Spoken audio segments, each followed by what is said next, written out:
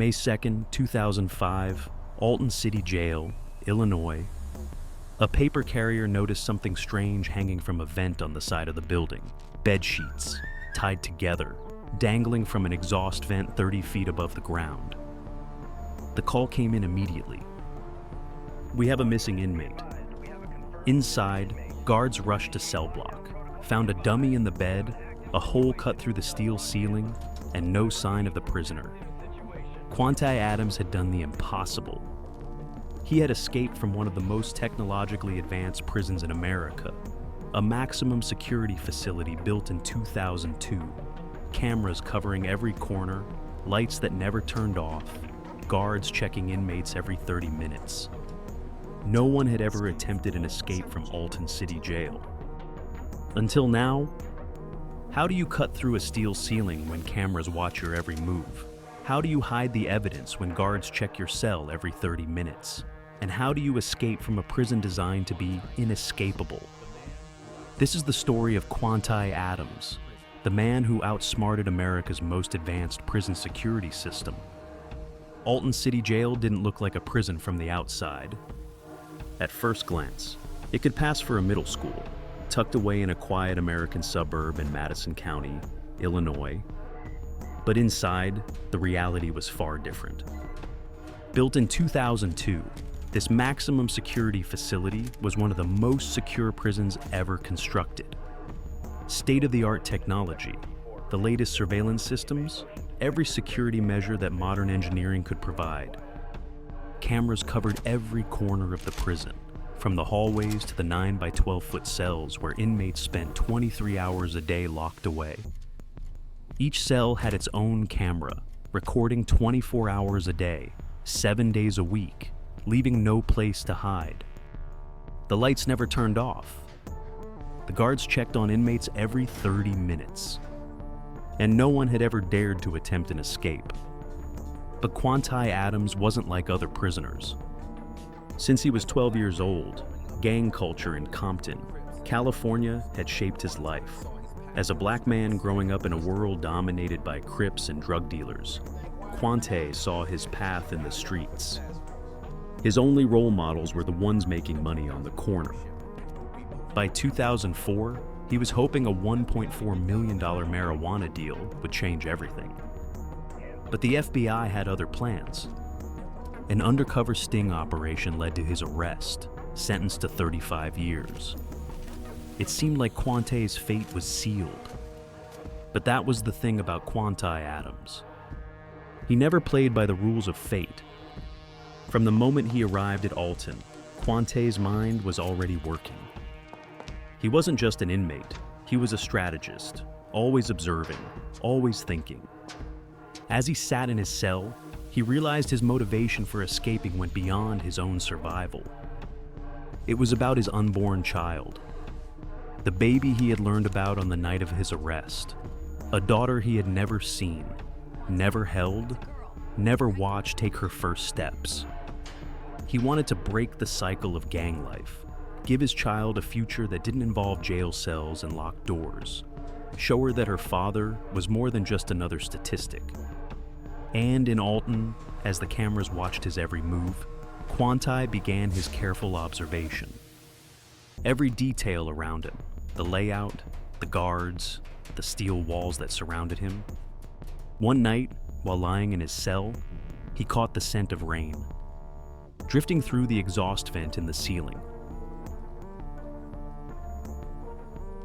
That small breeze told him everything he needed to know. The vent led outside. If he could find a way to reach that vent, he might just make it out of this fortress alive. But the problem was clear. The vent was up in the ceiling. The walls were fortified with steel, and the cameras left no room for error, capturing all angles, not only in the room, but throughout the entire prison. Still, Quanti had one advantage. He noticed a 12-inch blind spot just behind the camera in his cell. It wasn't much, but it was enough. From this tiny area, Quanti started planning his escape. First, he realized he would need a hacksaw blade to cut through the steel ceiling. But tools like that didn't exist in Alton. So Quante came up with a plan. He sent a coded message to his cousin, hidden behind a postage stamp, asking for the blade to be smuggled inside a hardback book. The book was delivered to another inmate, who passed it to Quante. Hidden inside the book's cover was the tool that would be the key to his freedom. But nothing at Alton was simple. Packages arriving at the prison were scanned using the latest technology. Any sign of tampering would set off alarms. If the book was detected, Quante's plan would fall apart. He watched from his cell as the guards handed the book to the inmate, holding his breath, hoping everything had gone unnoticed. Fortunately, the book was not examined closely. The blade had made it in. With the hacksaw blade in his possession, Quante knew his bid for freedom had officially begun. But in Alton City Jail, where security was airtight and bed checks happened every 30 minutes, time was not on his side. Quante needed more than just a tool. He needed a strategy. He'd have to use the prison's own high-tech security system against itself. Knowing that every door was secured by loud, buzzing alarms, Quante learned to listen. He memorized the footsteps of each guard, the length of their stride, the rhythm of their patrols. The buzzing doors gave him an early warning system. But he needed more. And so, night after night, he would scrape at the stainless steel ceiling, removing a fraction of an inch at a time, always alert to the sounds around him. 60 seconds of sawing, then pacing around the cell to look normal. Another 30 seconds, then pausing to listen for footsteps. If a guard's footsteps approached, he would stop immediately, hide the blade, act like nothing was happening. It was a game of patience and nerves. One wrong move and everything would be over. Weeks passed. Quante's plan was taking shape. But as the cracks in the ceiling grew larger, they became easier to spot. He had to improvise. With bars of soap and clear toothpaste, he became a chemist, carefully mixing a spackling paste that matched the color of the ceiling. To conceal the damage, every Monday, Wednesday, and Friday, he faced inspection as the guards entered his cell for bed checks. The cut in the ceiling was just inches from discovery. Every moment became a terrifying game of hide and seek. 6 weeks after smuggling in the hacksaw, Quante had nearly completed his escape. He cut an oval in the ceiling the size of a basketball, just big enough to crawl through. It was the moment he had dreamed about, the moment he had visualized every day since arriving at Alton. But as he made the final cut, he faced a new problem. The ceiling plate wasn't held in place. He couldn't just put it back. It would fall through if anyone touched it. As he tried to slide it aside, he heard the dreaded sound. The buzzer. Bed check.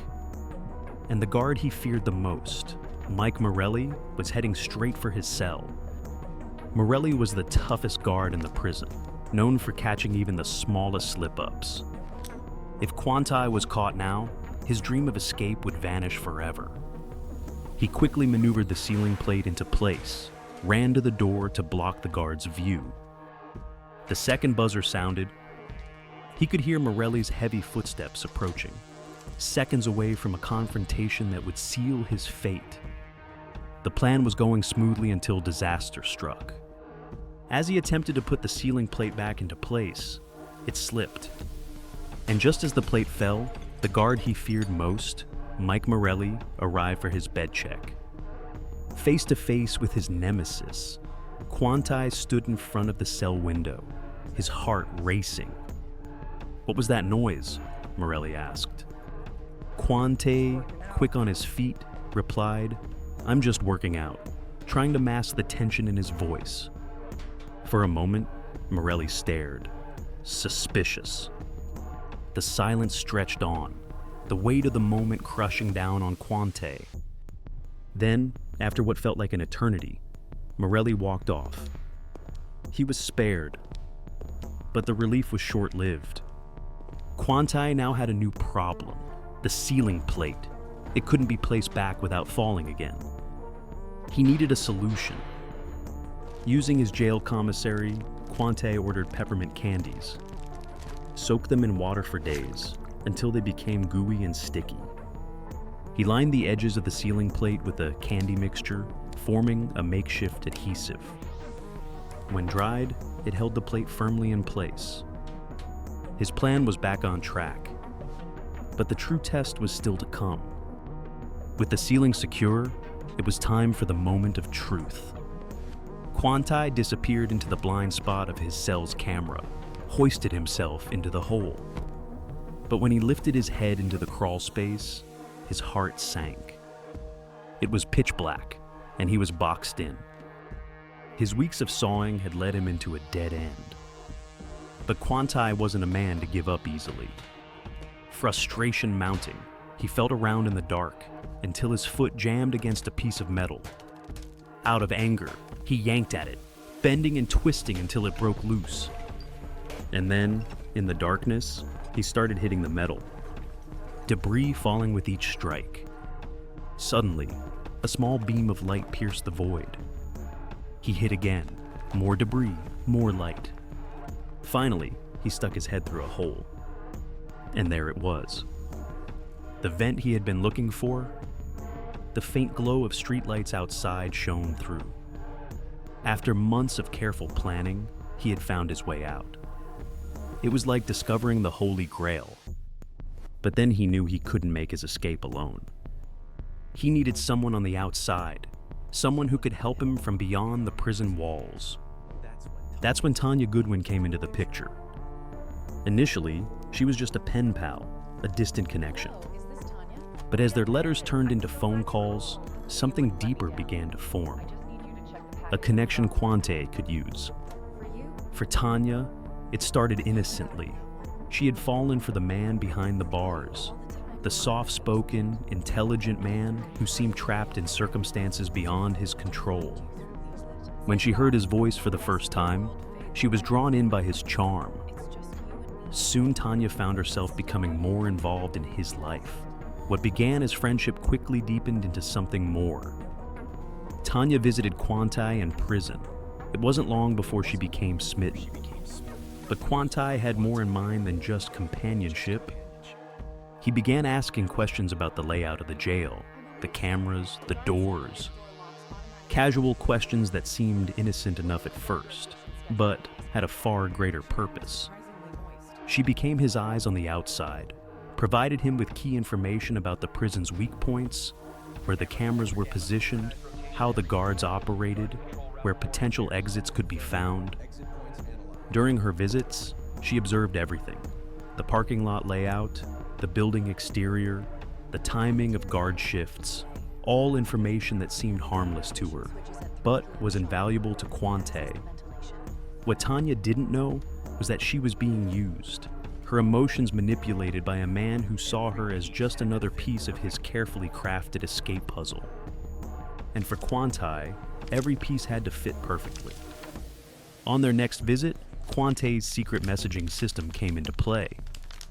He handed her a note hidden behind a postage stamp, detailing where she should pick him up and how she'd be contacted.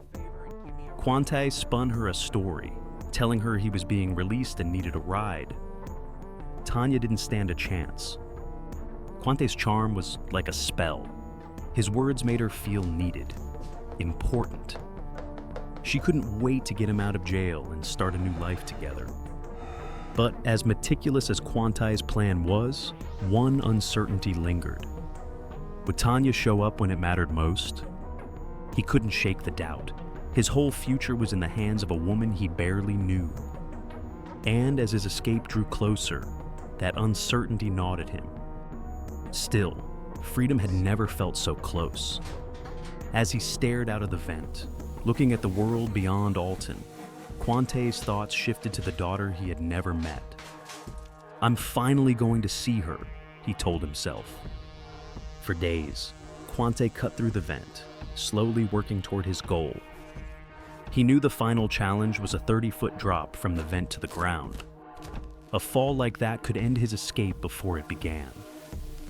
So he devised a plan. He tore his prison blanket into strips, tying them together to make a rope long enough to lower himself down safely. Everything was set. But just hours before his escape, a problem arose. Mike Morelli, the guard he feared the most, was on duty. Ironically, Quantai had promised himself he'd never attempt the escape while Morelli was working. The man was sharp. Nothing ever got past him. That night, as Morelli walked by and noticed Quantai standing, he asked, "What are you doing up so late?" With a wry smile, Quantai responded, "I'm waiting to go home." Morelli smirked and said, "Good luck with that." And he walked away. The moment had arrived. But before he could make his move, Quantai needed one last distraction. Enter his unwitting collaborator, Sammy the Bully, an inmate who loved causing trouble. Quantai had recruited Sammy to create a distraction at the perfect moment, shifting the guard's focus away from his cell. When the time came, Quantai blocked the camera, slipped his dummy into bed, changed into his prison-issued thermals.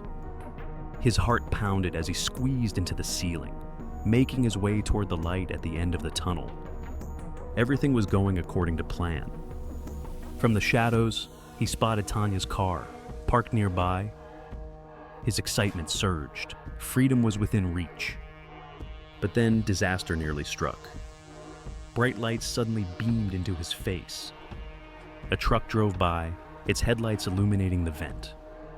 Quantai froze, hiding in the shadows, praying it was just a false alarm. The truck passed. It was time. With the makeshift rope in hand, Quantai slid down, burning the palms of his hands, until he couldn't grip any longer. At 8 feet from the ground, he let go and dropped. Pain shot through his legs.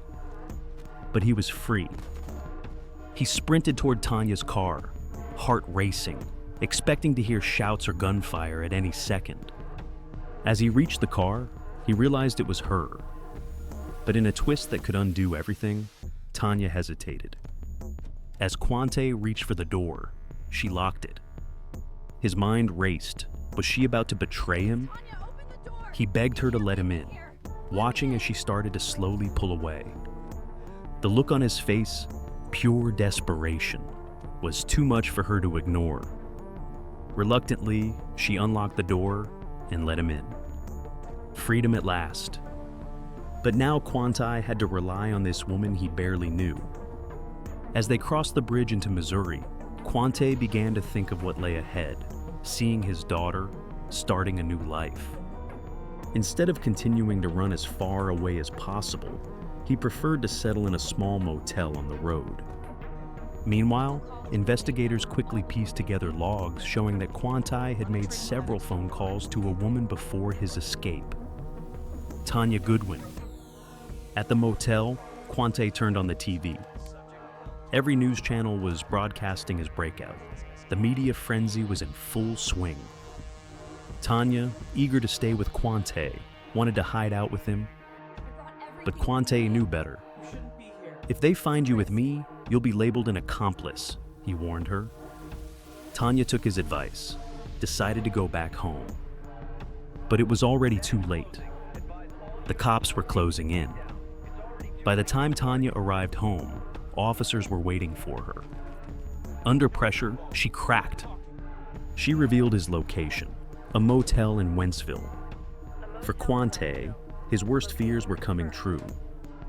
His trust in Tanya had backfired. The police raced to the motel. It was a race against time. Quantai's heart raced as he heard the noise outside his room. The cops are here, he thought. And he was right. They kicked the door open, guns drawn, found Quantai lying in bed, clutching the sheets like a child hiding from a nightmare. But this nightmare was real. And in that moment, he knew it was over. His dreams of freedom vanished. 2 hours, that's all the freedom he got. The manhunt had been swift. Local law enforcement sprang into action the moment the escape was discovered. They knew that every minute stretched the search area further. If he had been out for 15 minutes, they had a 30-mile radius to cover. If he'd been gone for 2 hours, that number exploded to 240 miles. But Quantai had made a critical mistake. Instead of running as far as possible, he had stopped at a motel, and he had trusted someone he barely knew. Arrested and facing his 35-year sentence for the marijuana charge, plus additional time for the attempted escape. Quantai believed he was destined for a supermax prison, buried alive behind concrete walls. But the escape artist wasn't finished yet. Instead of finding more loopholes in security, Quantai found a loophole in the system. After being sent to the Federal Correctional Institution in Victorville, California, he fired his legal team, began studying law from within the prison. He became his own defense attorney. For years, he studied case law, legal precedents, constitutional arguments, everything he needed to challenge his conviction. He filed motion after motion, appeal after appeal, working tirelessly from his cell. On July 24th, 2020, after serving 16 years of his 35-year sentence, Quantai was finally released. After a successful appeal, the same intelligence that had helped him escape from Alton had now helped him escape through the legal system. But his real journey began on the outside. The first thing Quantai did was reunite with the daughter he had only dreamed of while locked away. The embrace of freedom was sweet, but it wasn't without complications. After spending so long behind bars, reintegrating into society was a challenge few could truly understand. He had been in prison for his entire daughter's life. Now, as a free man, he had to build a relationship with her from the ground up. But Quantai wasn't just focused on his own life. He had a vision, a mission to ensure that no other young person would walk the same road he had. Drawing on the pain of his past, Quantai began working with community organizations, mentoring young men and women who were at risk of being swallowed by the same system that had once trapped him. He shared his story, the highs, the lows, the lessons learned, with anyone who would listen. Determined to help others avoid the same mistakes, Quantai wrote a book about his life and experiences, turning his story into a testament of redemption. His charisma and intelligence, the same traits that had once made him a master manipulator, were now being used for good. He became a motivational speaker, a mentor, a figure of inspiration for those who had lost hope. His biggest win came when his life became the subject of a movie, cementing his journey from criminal to advocate on a larger stage. Remember the question from the beginning? How do you escape from America's most advanced prison? The answer is observation, patience, and the willingness to use everything around you as a tool. A 12-inch blind spot behind a camera, a hacksaw blade hidden in a book, soap and toothpaste mixed into a spackling paste, peppermint candies turned into adhesive, a blanket torn into strips and turned into a rope. Every obstacle became an opportunity. Every limitation became a challenge to overcome. Quantai Adams, the man who outsmarted Alton City Jail. He only stayed free for 2 hours, but he proved that even the most advanced security system has weaknesses. If you're willing to look for them, 6 weeks of sawing through steel, 60 seconds at a time, using soap to hide the damage, using candy to hold it together. And in the end, he found something better than escape. Redemption. A book, a movie, a second chance. Quantai Adams, from escape artist to inspiration. And that brings us to the end of our story. If you like it, do not forget to like and subscribe and activate the bell button so that you can receive new videos.